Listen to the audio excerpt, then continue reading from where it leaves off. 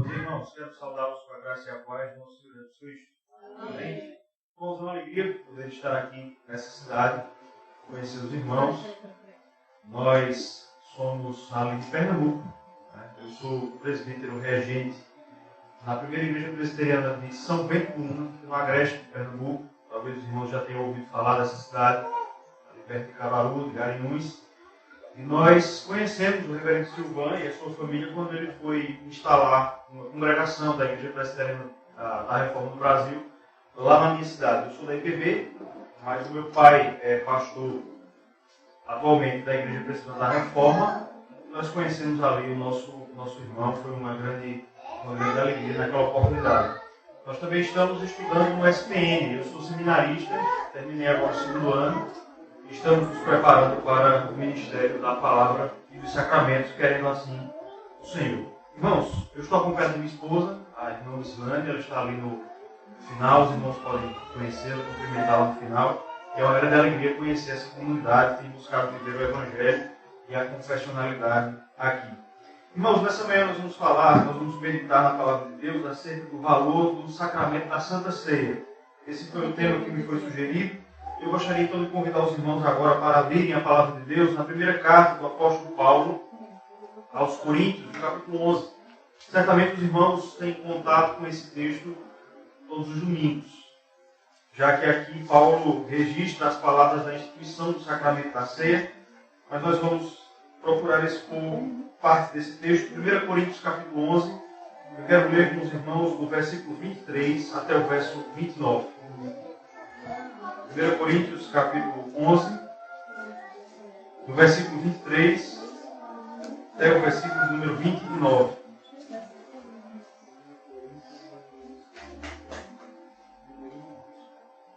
Todos os irmãos encontraram? Amém. Amém? Eu farei a leitura, irmãos, logo após faremos uma oração por iluminação da parte do Senhor. Assim diz o apóstolo inspirado pelo Espírito Santo. A partir do verso 23. Porque eu recebi do Senhor o que também vos entreguei. Que o Senhor Jesus, na noite em que foi traído, tomou o pão, tendo dado graças, o partiu e disse: Isto é o meu corpo, que é dado por vós. Fazei isto em memória de mim. Por semelhante modo, depois de haver ceado, tomou também o cálice, dizendo: Este cálice é a nova aliança no meu sangue. Fazei isto todas as vezes em que o beber, tenha memória de mim. Porque todas as vezes em que comerdes este pão e beberdes o cálice, anunciais a morte do Senhor até que ele venha. Por isso, aquele que comer o pão ou beber o cálice do Senhor indignamente será réu do corpo e do sangue do Senhor. Examine-se, pois, o homem a si mesmo, e assim coma do pão e beba do cálice. Pois quem come e bebe sem discernir o corpo, come e bebe juízo para si. Até aqui, vamos orar ao Senhor. Deus, nosso bendito Pai, nós mais uma vez queremos nos achegar aqui em oração e nesse instante, Deus, em que tua igreja, no dia separado para isso, descansa das suas obras, se achega ao Senhor em ajuntamento solene para te adorar. Nosso desejo é ouvir a tua voz. Ajuda-nos, ó Deus, a partir desse texto, a entendermos a ordenança deixada pelo Senhor. E como o Senhor mesmo instruiu, o Senhor Jesus Cristo instruiu aos discípulos, guardarmos todas as coisas que o Senhor ensinou. Nos ajuda a fazermos isso, a sermos fiéis em tudo aquilo que a tua igreja se propõe a fazer em louvor do teu nome. Essa é a nossa oração em nome de Jesus. Amém. Meus irmãos, o apóstolo Paulo, ele escreveu a sua primeira carta aos Coríntios para responder a alguns problemas que aquela igreja enfrentava. Ele diz que ele recebeu um relatório da casa de Chloe, isso no capítulo 1, versículo 11, acerca de alguns problemas. E também alguns outros foram levados até o autor da carta por uma carta escrita pelos próprios coríntios. Paulo parece fazer referência a isso no capítulo 7, versículo 1. E, meus irmãos, um dos problemas que a igreja de Corinto enfrentava quando essa carta foi escrita dizia respeito à correta prestação do culto solene a Deus. Esse é o assunto, inclusive, dos capítulos 11 a 14 dessa carta. Paulo aqui vai tratar de alguns problemas que estavam ocorrendo no culto que era prestado na igreja cristã ali em Corinto. Aqui você encontra alguns assuntos, como, por exemplo, o uso do véu pelas mulheres no culto, a própria questão da Santa Ceia, sobre a qual nós vamos falar hoje, e também dos capítulos 12 a 14, o uso dos dons espirituais ali naquela igreja. Na verdade, irmãos, os problemas em Corinto envolvendo a prestação do culto eram tão graves que, se você prestar atenção, versículo 17 do capítulo 11, Paulo vai dizer que eles se reuniam não para melhor, e sim para pior. Os cultos ali naquela igreja, irmãos, ao invés de serem ocasiões de fortalecimento na fé, ao invés de serem ocasiões de congraçamento dos santos, Paulo, na verdade, vai dizer que aqueles irmãos saíam de seus cultos em um estado espiritual pior do que aquele quando eles entraram para o ajuntamento. Na verdade, irmãos, os cultos em Corinto eram ocasião para a vazão da carne daqueles irmãos na forma de partidarismo e de egoísmo. É isso que Paulo diz nos versículos 18 e 19. E um dos problemas envolvidos no culto coríntio, no culto da cidade, da cidade de Corinto, daquela igreja, dizia respeito ao partir do pão. Aqui Paulo vai se referir a essa cerimônia que Lucas, em seus escritos, chama de partir do pão, mas Paulo chama de ceia do Senhor. Isto é, a refeição que foi instituída por Jesus Cristo antes dele ser traído por Judas e entregue aos romanos pelos judeus para ser crucificado. Paulo vai dizer aqui até o versículo 22, irmãos, que os desvios da igreja de Corinto quanto à ceia diziam respeito aos pecados da bebedice e da gula. Aqueles irmãos comemoravam a ceia dentro de uma festa, que ocorria também no contexto do culto, a festa do amor, mas os mais ricos, eles não esperavam pelos mais pobres, mas eles comiam tudo e bebiam em excesso, e os pobres eram então preteridos nessa festa. O apóstolo Paulo, irmãos, ele vai tratar de maneira tão séria o problema do desvio na ceia, que no versículo 20 ele vai nos dizer algo que chama a atenção. Ele diz, não é, parte final do verso 20, não é a ceia do Senhor que comeis. Aqui, irmãos, há uma divisão entre os comentaristas. Alguns vão dizer, e essa parece ser o entendimento da nossa tradição, e o reformador João Calvino pensava assim, que Paulo está dizendo aqui que a ceia do Senhor em Corinto fora tão descaracterizada que aquilo que acontecia não mais poderia ser chamado de ceia do Senhor. De partir o pão conforme Jesus ensinou. Alguns outros irmãos vão dizer que Paulo está dizendo aqui que para fazer daquela maneira era melhor que eles não partissem o pão de forma alguma. Talvez seguindo o costume de alguns profetas que vão trazer prescrições semelhantes com o profeta Isaías e o profeta Malaquias.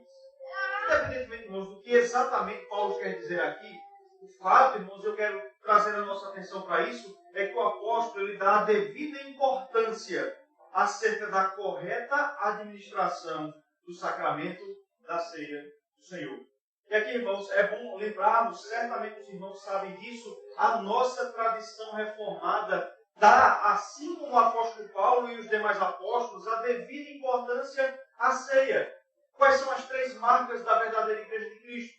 A sã pregação da palavra de Deus, a rigorosa ou a piedosa aplicação da disciplina eclesiástica e a correta administração dos sacramentos. Irmãos, é também curioso nós percebermos que esse mesmo tipo de relaxamento, esse mesmo tipo de desvio que acontecia em Corinto, ele ainda pode ser encontrado em muitas igrejas cristãs no nosso tempo. Às vezes, irmãos, até no meio reformado é possível encontrar esse mesmo tipo de desleixo das igrejas com relação ao momento de partir o pão. O pastor presbiteriano Alain René, ele tem uma palestra disponível no YouTube em que ele diz que uma certa igreja no Piauí, um certo pastor presbiteriano do Piauí, ao celebrar a ceia do Senhor, ele deixou de fazê-lo usando vinho para fazer a ceia, para celebrar a ceia usando iogurte. O iogurte que nós acabamos de tomar aqui no nosso café da manhã. E a sua justificativa era para mostrar como a fé cristã tem um aspecto também divertido, entre aspas, segundo ele. Veja, irmãos, é contra essa nossa tendência pecaminosa de adulterar a forma correta como a ceia foi instituída que Paulo fala aqui. Paulo, dos versos 17 a 22, ele vai falar sobre os erros em Corinto quanto à ceia. Mas agora, no texto que nós lemos, dos versos 23 a 29, Paulo vai trazer o regramento correto da ceia. O regramento apostólico, o regramento autorizado de como a ceia deveria deveria ser celebrado. Note o que ele diz no versículo 23. Porque eu recebi do Senhor, porque também vos entreguei. Paulo está dizendo aqui, irmãos, que a ceia ela não deve ser celebrada conforme a nossa opinião. A ceia do Senhor foi entregue primeiramente por Jesus Cristo aos seus apóstolos. Primeiro aos 12 originais, ou 11, porque Judas já havia se retirado nesse instante aqui. Mas foi também entregue diretamente ao apóstolo Paulo. Em Gálatas 1, verso 12, Paulo diz que recebeu o Evangelho diretamente de Cristo. E é isso que ele está dizendo aqui. Eu estou entregando a vocês o que eu recebi da parte de Cristo. Como Jesus instituiu a Santa Ceia, assim eu entreguei a vocês e é assim que ela deve ser mantida. Aqui, irmãos, é claro, nós nos lembramos do nosso princípio regulador do culto. Essa compreensão distintamente reformada que nós possuímos, no sentido de que o culto não deve ser feito conforme a nossa imaginação, ou conforme as sugestões de Satanás. Você conhece bem o capítulo 21, a seção 1 da nossa confissão de fé, mas de acordo com a revelação especial, com a Escritura Sagrada. Paulo reverbera esse princípio aqui. Vocês vão fazer da forma como eu recebi de Cristo e passei para vocês. Como Moisés recebeu os ritos de Israel diretamente de Deus no Monte Sinai, Paulo diz que recebeu diretamente de Cristo e assim a igreja deveria manter.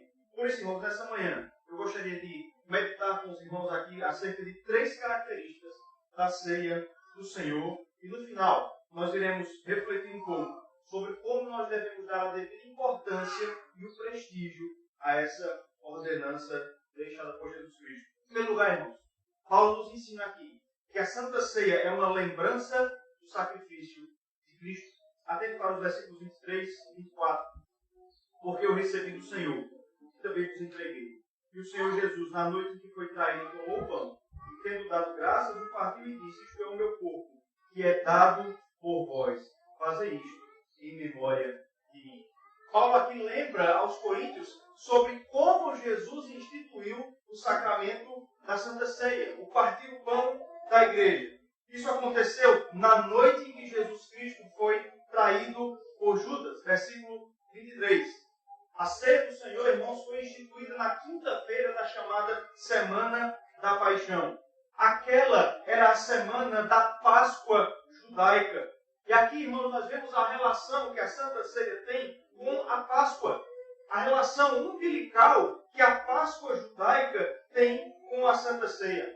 A Páscoa foi instituída no livro de Êxodo, capítulo 12, bem antes de o Senhor ministrar contra o Egito a 10ª praga. Antes que o povo de Israel executasse o sacrifício que Deus ordenou, matar um animal, cujo sangue seria aspergido sobre os umbrais das portas dos hebreus, Deus instrui, por meio de Moisés, o povo a tomar as carnes desse animal e fazer uma refeição com ela, juntamente com pães asmos e ervas amargas.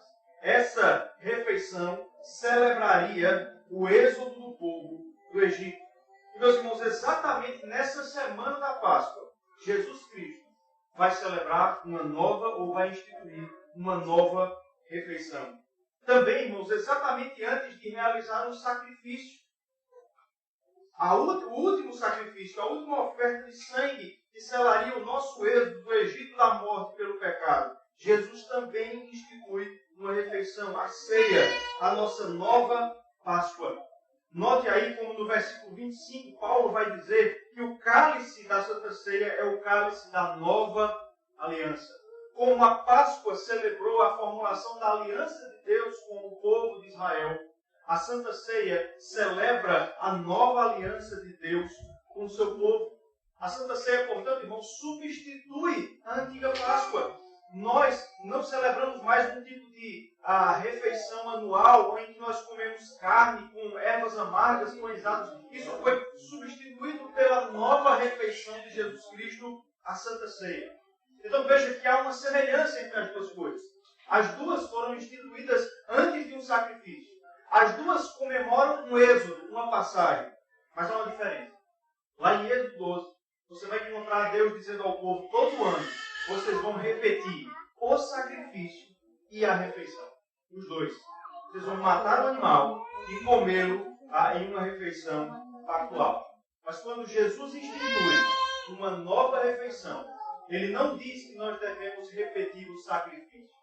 A única coisa que Jesus diz é que nós devemos repetir a refeição. Percebam, irmãos, que essa é a diferença entre as duas refeições. Versículo 24, Paulo diz: isto é o meu corpo que é dado, que é entregue por vós. No texto original, irmãos, no grego, nós temos literalmente: isto é o meu corpo que é para vocês. Isto é o meu corpo que é por vós.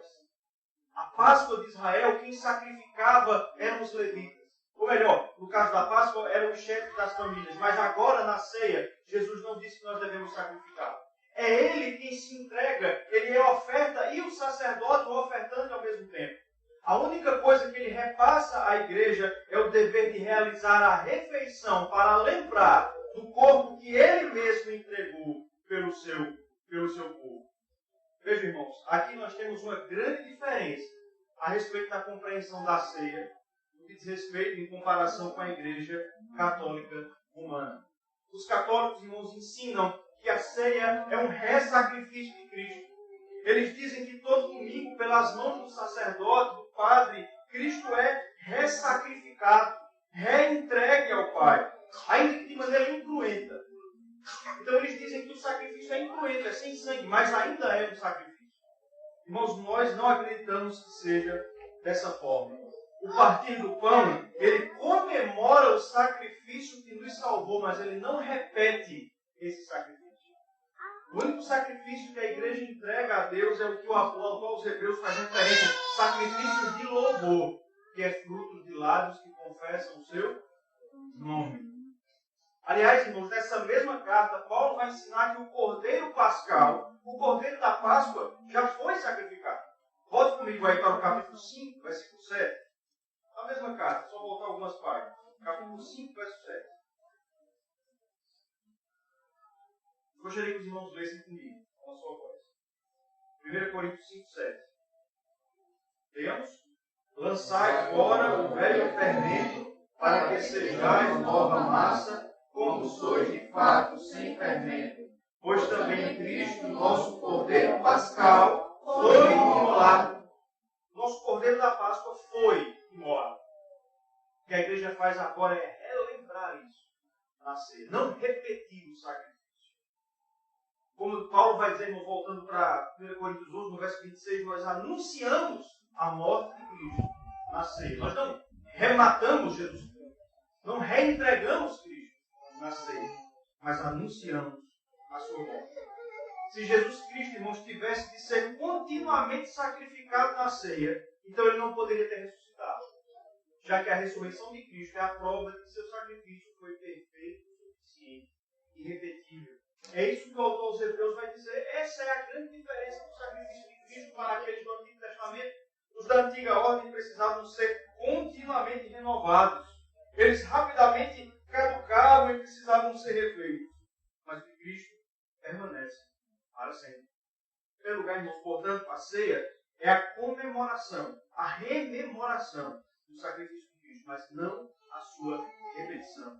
Em segundo lugar, irmãos, a ceia é a presença real de Cristo no culto.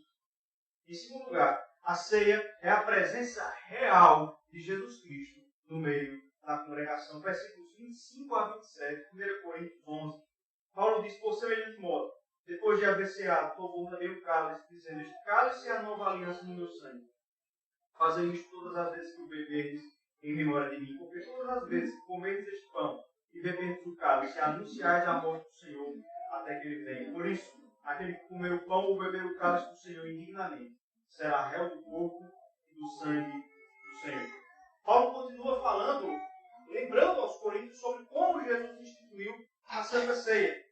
E aqui, irmãos, ele vai fazer referência a duas expressões que Jesus usou na noite da traição. Essas expressões, elas parecem ser contraditórias, mas não são. Que expressões são essas?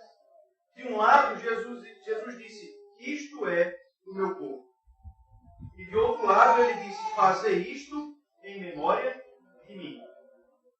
Veja, presta atenção aqui. Isto é o meu corpo.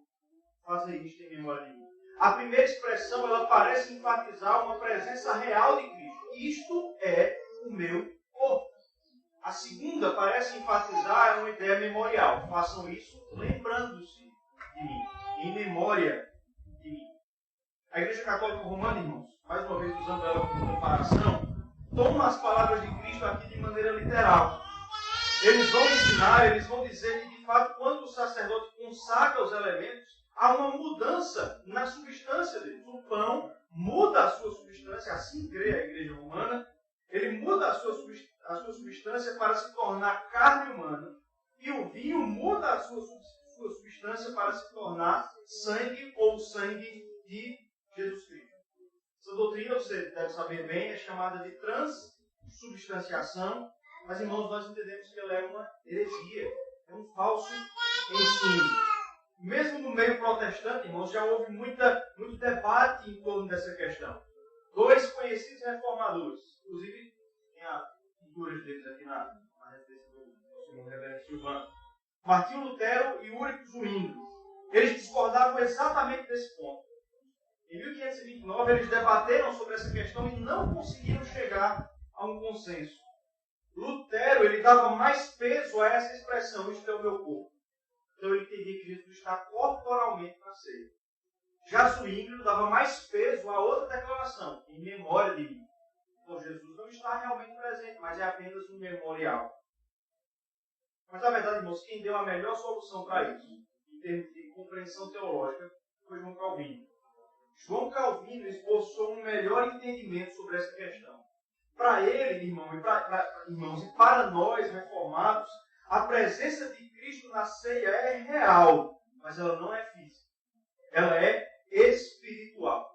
Jesus está realmente presente na ceia, mas não fisicamente. O corpo de Cristo está onde? No céu, aguardando o dia da sua volta. Jesus está na ceia, mas de maneira espiritual. Perceba que esse entendimento ele vai dar o devido peso às duas expressões. Isto é o meu corpo. Jesus está de fato presente na ceia. Façam isso em memória de mim.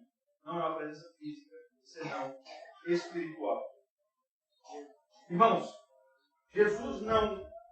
quando Jesus instituiu a ceia, ele ainda estava presente com seus discípulos em corpo. Então, é claro que aquele pão não poderia ser realmente o seu corpo, já que ele estava ali presente. Por outro lado, irmãos, a ceia não é apenas um memorial. João Calvino fala assim sobre a ceia do Senhor. Cristo não está nos enganando e fazendo de tolos com representações fúteis. Consequentemente, a minha é tão clara como a luz meridiana, que aqui a realidade é associada ao sinal. Em outros termos, realmente nos tornamos participantes do corpo de Cristo no tocante ao poder espiritual, da mesma forma que comemos o pão. Jesus está realmente presente na ceia, mas espiritualmente. Note que é isso que Paulo parece pressupor no verso 27. Olha comigo o verso 27.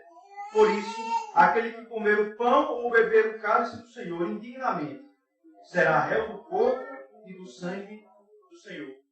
Paulo ensina aqui que aquele que toma a Santa Ceia do Senhor sem se examinar, aquele que faz isso de maneira irrefletida, comete o pecado de sacrilégio, comete o pecado de profanação, como se fosse um dos soldados romanos que mataram a pessoa de Jesus Cristo.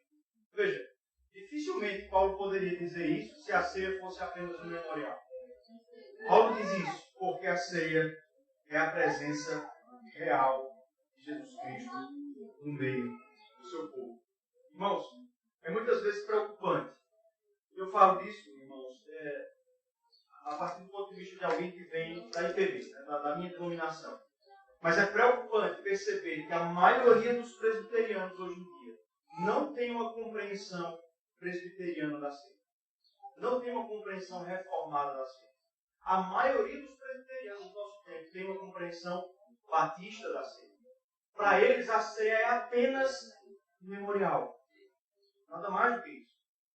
E aí, novamente, falando da minha realidade, em que a maioria das igrejas celebra a ceia mensalmente, e não todos os domingos, com muita facilidade, os crentes faltam ao culto de ceia. Ao único que tem um mês. Eles faltam. Por que eles faltam? Alguns. Por que eles não tomam a ceia? A ceia é oferecida pelo presbítero. E a pessoa diz, não quero. Por quê? Em grande parte porque as pessoas pensam que se trata apenas de um memorial e não é assim. Cristo está de fato presente na ceia. Se não fosse assim, não faria sentido Paulo dizer você está desonrando o corpo de Cristo se você toma de maneira irrefletida. Não faria sentido ele dizer isso se é apenas um memorial. Ele diz isso porque Cristo está realmente, porém espiritualmente presente na ceia. Irmãos, imagine se você faltaria no culto se alguém lhe dissesse que no próximo domingo Jesus Cristo estaria presente na igreja. Eu digo fisicamente. Se fosse anunciado de alguma maneira que no próximo domingo Jesus Cristo estaria aqui, sentado em um banco desse, ou pregando a palavra, você faltaria ao culto? Você se ausentaria dele? Mas não é exatamente isso, irmãos, que acontece na ceia. Não é a presença real de Cristo no meio do seu corpo, na congregação, que nós experimentamos quando a ceia é celebrada. Em terceiro e último lugar, nós já vimos que a ceia é uma rememoração do sacrifício de Cristo. Em segundo lugar, a ceia é a presença real de Jesus Cristo no meio do seu povo. Mas em terceiro e último lugar, o texto nos ensina que a ceia do Senhor é um meio de graça. Versículos de 26 até o versículo 29.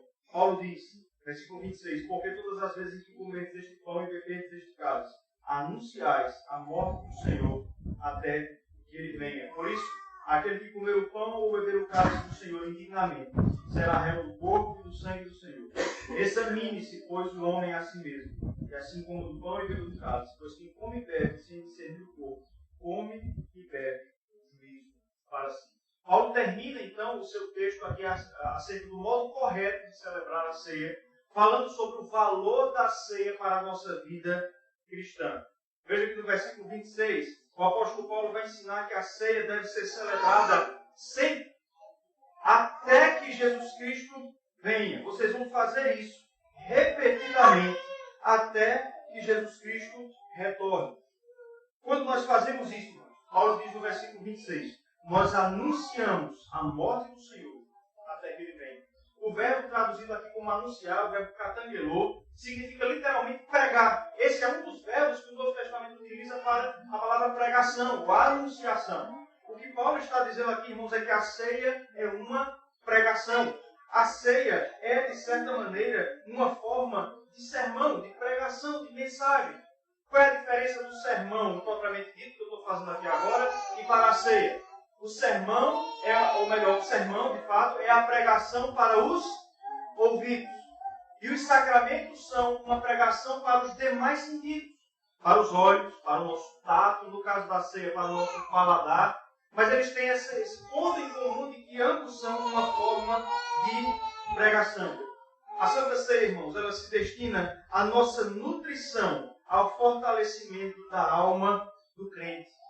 Essa é a razão pela qual, nos versos 28 e 29, Paulo vai dizer que você precisa se examinar para poder tomar a Santa Ceia.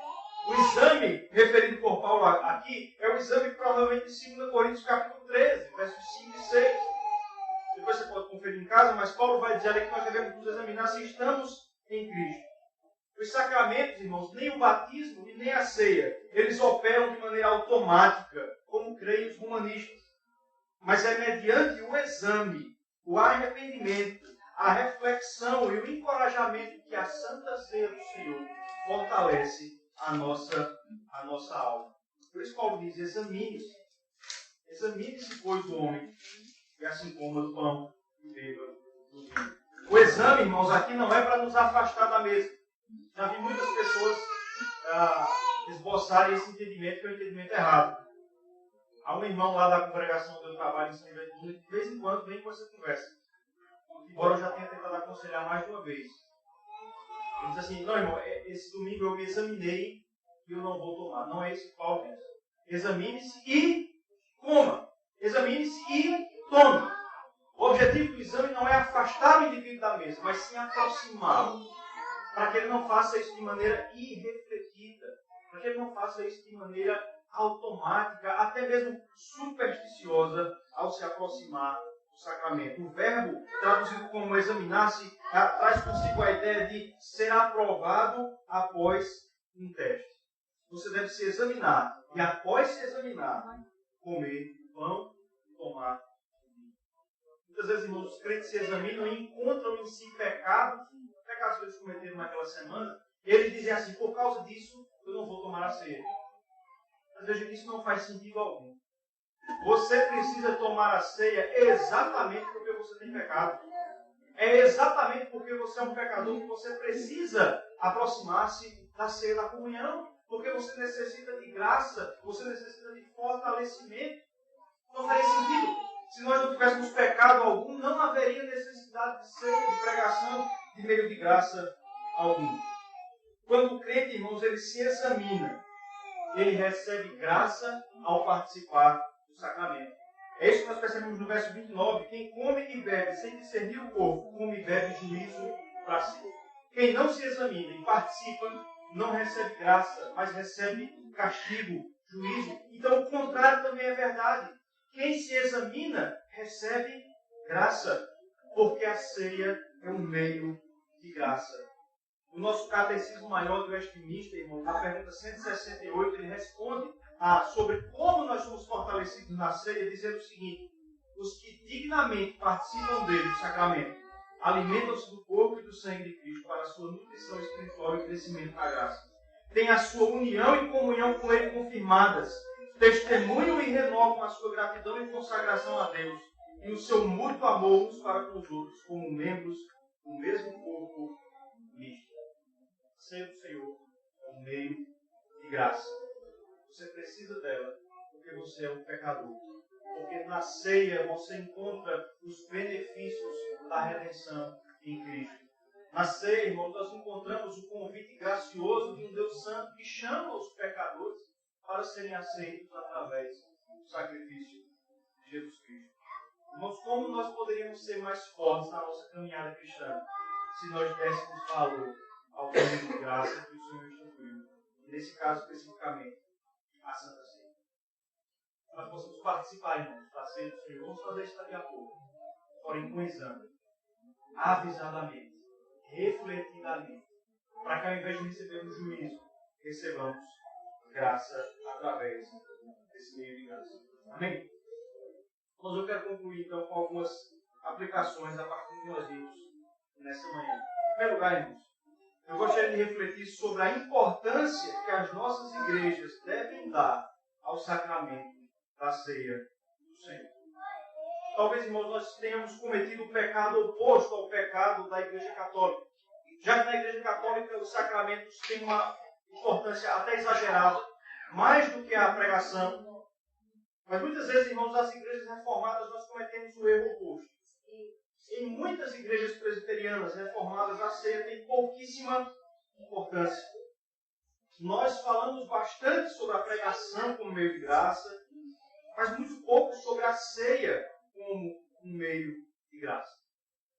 Em muitas igrejas, irmãos, certamente não é a realidade aqui, mas em muitas igrejas a ceia é feita apressadamente, rapidamente. Distribui rápido, todo mundo toma rápido, todo mundo come pão rápido, e não há reflexão, não há exame. Até, irmãos, no seminário, acho que o reverendo Silvão, o reverendo Ian Guedes vão concordar, nós ouvimos muito falar sobre pregação, se preparar hermeneuticamente, estudar hermenêutica, fazer uma boa exegese, dar uma boa forma homilética, mas muito pouca preparação para a ceia nos é dada no seminário. E a gente se prepara para a pregação, mas a ceia talvez a gente possa fazer de qualquer maneira. Muito embora Jesus já tenha dito como deve ser feito. Thomas Watson, o puritano, ele escreveu, no entanto, o seguinte sobre o valor da ceia. Preste atenção a essas palavras. Ele diz assim: quando eu contemplo a santidade e a solenidade do bendito sacramento, outra coisa não me ocorre senão certa função em meu espírito. E vejo em mim a obrigação de manter esse mistério na mais elevada veneração. Os elementos do pão e vinho são em si mesmos comuns, mas sob estas representações simbólicas jazem ocultas excelências divinas. Eis aqui a melhor das guloseimas. Deus nos convida à sua festa. Eis aqui o fruto da árvore da vida. Eis aqui a casa do banquete, onde a bandeira da livre graça é gloriosamente exibida. Levou-me à casa do banquete e seu estandarte sobre mim era o amor. Cantares 2, verso 4. Outro ponto sobre isso, irmão, de respeito a quantas vezes no mês nós celebramos a ceia. Na maior parte das igrejas reformadas hoje em dia, o costume é celebrar apenas uma vez por mês. Esse costume vem de Genebra. Tá certo? Em Genebra começou-se, na verdade, no começo celebrava-se 4 vezes ao ano, depois passou a ser mensal. Mas Calvino sempre entendeu, sempre pensou e lutou a sua vida inteira para que a ceia fosse feita todo domingo. Eu alegre de saber que aqui os irmãos celebram a ceia todo domingo. Porque, irmãos, se nós encontramos com Cristo no culto todo domingo, se todo domingo nós ouvimos a sua palavra, nos encontramos factualmente com Deus, o Pai, por meio de Jesus Cristo no poder do Espírito, por que não cearmos todo domingo? Se os outros meios de graça nós fazemos todo domingo no culto, pregação, oração, qual é a razão da ceia também não ser assim? Em segundo lugar, irmãos, nós devemos nos preparar para a ceia do Senhor. O Catecismo Maior de Westminster, pergunta 171, diz assim: os que recebem o sacramento da ceia do Senhor devem preparar-se para o receber, examinando-se a si mesmos, se estão em Cristo, a respeito de seus pecados e necessidades, da verdade imedida do seu conhecimento, fé, arrependimento e amor, para com Deus e para com os irmãos, da caridade para com todos os homens, perdoando aos que lhes têm feito mal, de seus desejos de ter Cristo e de sua nova obediência, renovando o exercício dessas graças pela meditação séria e pela oração fervorosa. Da mesma forma que a gente se prepara para o domingo, a gente não aprende isso, que você deve ordenar os seus negócios, não é isso que a confissão diz? Da mesma forma como você deve se preparar para ouvir o sermão, você deve se preparar para tomar a ceia. Quantas vezes nós chegamos ao culto, mas são domingo, e a gente lembra praticamente do culto, hoje tem ceia. Não nos preparamos para ela. Em terceiro e último lugar, irmãos, com isso eu encerro, nós devemos aproveitar bem o momento da ceia do Senhor. Como é que nós fazemos isso? Fazendo o exame pessoal, participando dos elementos com fé, e quando experimentamos dele, lembrando da morte de Cristo, da sua ressurreição, dos benefícios que esses eventos nos trazem, e esperando com confiança a volta de Jesus Cristo. O pastor presbiteriano americano Joseph Piper, ele tem um conceito que eu acho muito interessante sobre como nós devemos tomar a ceia. Ele diz assim: fé é como realmente alimentar-se do corpo de Jesus, beber o seu sangue. Quando você come e bebe, os elementos se tornam um com você. Quando participamos da ceia, nos alimentamos em Cristo pela fé e somos nutridos por Ele. Ele diz agora, presta atenção nisso. Ele falando, os encorajo a usarem os seus sentidos. Ele falou agora, o sacramento é uma pregação aos sentidos. Joseph Piper diz, eu os encorajo a usarem os seus sentidos. Vejam, aqui não é uma questão de superstição, mas veja o que ele diz. Esfregue o pão, cheire o pão, mastigue o pão, sinta o cheiro do vinho, olhe a sua cor e se lembre do sangue do Salvador que foi vertido na cruz. Sinta a sensação de queimação e lembre-se do sofrimento de Cristo. Reconheça que Jesus está presente espiritualmente e entenda que você está se alimentando dele quando você toma a ceia desta forma. Cristo te alimentará. O Senhor Jesus Cristo, que instituiu essa refeição, nos ajude a fazermos bem uso dela, enquanto aguardamos a sua volta, e que nós estaremos na ceia final, no banquete final, na glória celestial. Ele, pois, irmãos, nos abençoe. Ele abençoe esta congregação, esta igreja, o povo de Deus que se reúne aqui, tem buscado guardar as suas ordenanças, aquilo que Jesus ensinou. Que Ele, pois, nos abençoe. Amém. Eu vou a palavra ao reverendo.